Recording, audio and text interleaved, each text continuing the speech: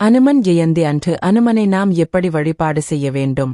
உளுந்து, மிளகு மட்டும் சேர்த்து செய்யும் வடை அனுமனுக்கு மிகவும் பிரியமான ஒன்று. வடையை மாலையாக கோர்த்து வீட்டில் உள்ள அனுமன் படத்திற்கு அணிவிக்கலாம் அல்லது அருகில் உள்ள அனுமன் கோவிலிலும் வடை மாலை சாற்றலாம். வெற்றிலை, துளசி, சிறிதளவு வெண்ணெய் வைத்து அனுமனை வழிபடலாம். ராம காவியம் முழுமை பெறுவதற்கு முக்கியமானவர்களில் மிக முக்கியமானவர் அனுமன். இவரை ஆஞ்சநேயர், மாருதி, அஞ்சனை மைந்தன், வாயுபுத்திரன், ராம பக்தன், வீர ஆஞ்சநேயர், பக்த ஆஞ்சநேயர் என பல பெயர்களில் நாம் அழைக்கிறோம். அனுமனை போன்ற ஒரு சிறந்த பக்தனே தோதடனை உலகில் எங்கும் காண முடியாது என ஸ்ரீராம பிரானாலேயே புகழப்பெற்றவர் அனுமன். அனுமனை வழிபட்டால் ஏற்படும் நன்மைகள்: வீரம், புத்தி கூர்மை, சோல்வளம், எளிமையான பக்தி இவற்றிற்கு அடையாளமாக சொல்லப்படுபவர் அனுமன்.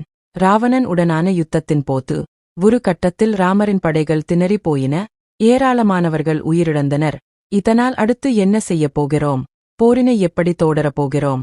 சீதையை எப்படி மீட்கப் போகிறோம் என அனைவரும் திகைத்து நின்றபோது சஞ்சீவி மலையையே பெயர்த்து வந்து அனைவரையும் உயிர் பெற செய்து அதன் மூலம் ராமரின் படைகள் போரில் வெற்றி பெற காரணமாக அமைந்தவர் அனுமன்.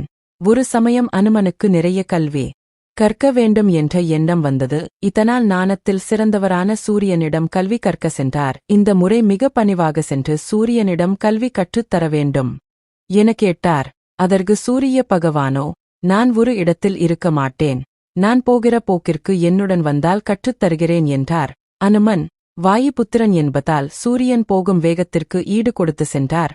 அப்படி அவர் செல்லும் போது அவர் வானின் பின்னாலேயே நவகிரகங்களும் வர துவங்கிவிட்டன. நவகிரகங்களின் பாதிப்புகளில் இருந்து மீள அனுமனின் வாளை வழிபட்டாலே போதும். அனைவருக்கும் நன்றி. Like, share and subscribe.